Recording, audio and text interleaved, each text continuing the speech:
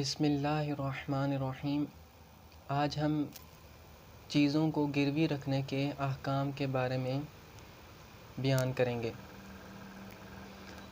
گروی رکھنا، اس کو عربی میں رہن کہتے ہیں، رہن۔ اس کی تعریف یہ ہے کہ یہ ایک معاہدہ ہوتا ہے دو لوگوں کے درمیان، اس طرح کہ ایک شخص دوسرے کو قرض کے طور پہ کچھ پیسے دیتا ہے،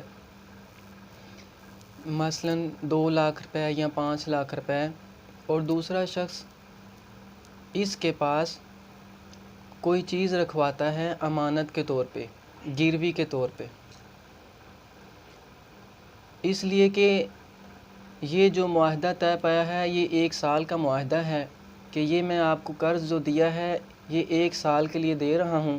اگر آپ 1 سال کے اندر تاریخ آنے پہ قرضہ میرا واپس نہ کر سکو تو یہ جو آپ نے چیز میرے پاس گروی رکھوائی ہے اس کو میں بیچ کے اپنا قرضہ وصول کر لوں گا۔ اس کو گروی رکھنا کہتے ہیں۔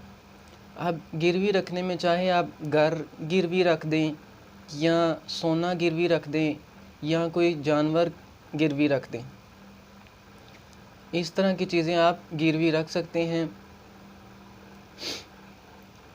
اچھا، جب آپ نے چیزیں گروی رکھ لیں تو آپ کو یہ اجازت نہیں ہے کہ یہ جو آپ کو چیز گروی رکھی ہے آپ اس کو استعمال کریں۔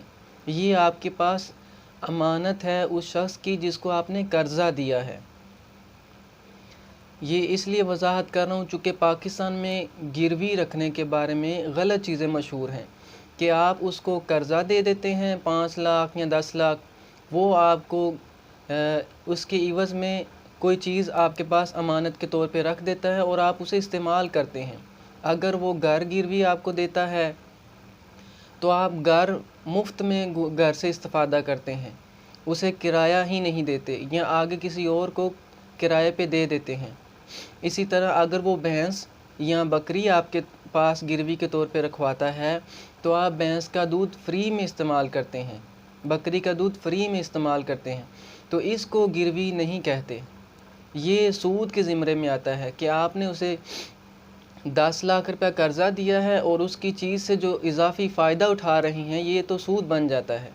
لہٰذا گروی رکھنا یہ ہوتا ہے کہ آپ اسے 5 لاکھ روپے قرضہ دیں اور وہ آپ کو کوئی چیز گروی کے طور پہ رکھوا دے تاکہ اگر وقت آنے پہ وہ قرضہ واپس نہ کر سکے تو یہ جو چیز اس نے آپ کے پاس گروی کے طور پہ رکھوائی ہے آپ اس کو بیچ کے اپنا قرضہ وصول کر سکیں، نہ کہ اس لیے رکھوائی تھی کہ آپ بھی اس سے فائدہ حاصل کرنا شروع کر دیں اور مفت میں آپ اس سے فائدہ حاصل کریں۔